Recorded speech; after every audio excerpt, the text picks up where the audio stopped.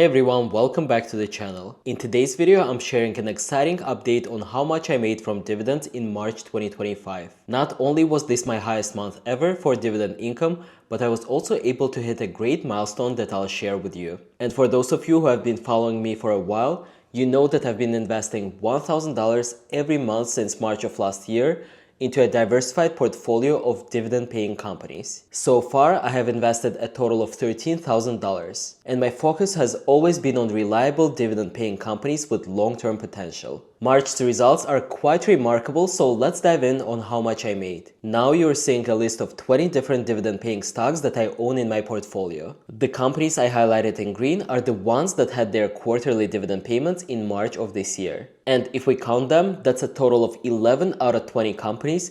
Very impressive when you think about it, and it kinda explains why March 2025 was my highest month ever. So now let's go through each dividend payment one by one. On March 4th, Ford paid out a dividend of 15 cents per share, plus a special supplemental dividend of another 15 cents per share. So that makes it a total of 30 cents per share. And since I own 60 shares, I received a total of $18 from Ford. Also on March 4th, Johnson & Johnson paid their regular quarterly dividend of $1.24 per share. I only hold one share, so that added $1.24 to my total. And just 2 days later, on March 6th, UPS made a dividend payment of $1.64 per share. And with 13 shares in my portfolio, I earned $21.32 from UPS. Moving to March 10th, Pfizer paid a dividend of 43 cents per share. At the time, I only owned 10 shares instead of 12, which means I made $4.30. Next, on March 12th, 3M Corporation paid out 73 cents per share,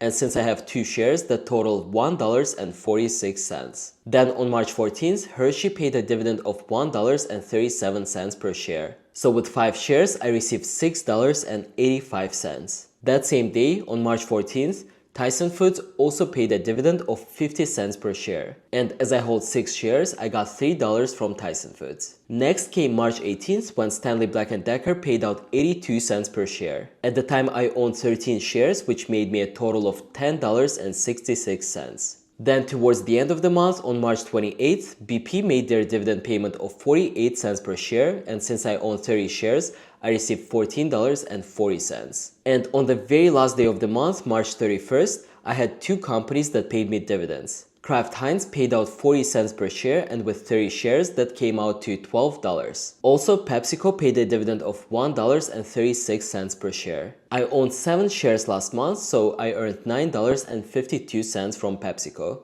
So in total, I got paid $102.75, which is a huge milestone as I crossed my first $100 month from dividends since I started my portfolio. Let's now move to the next tab where I'll show you how much my portfolio made in lifetime dividends. Now looking at the full picture from March 1st, 2024 to March 31st, 2025, my portfolio has generated a total of $308.05 in dividend income. And that's passive income just for owning strong, reliable companies. And if we break it down by individual stocks, my top 4 highest paying companies so far have been UPS, which has paid me $52.29, BP with $35.78, Verizon coming in at $35.68, and Stanley Black & Decker at $34.37. Let's now take a quick look at dividend payments by month. And as you can see, March 2025 stands out as the highest month ever with $102.75 in dividend income. And that spike is due to how many of my holdings, 11 companies to be precise,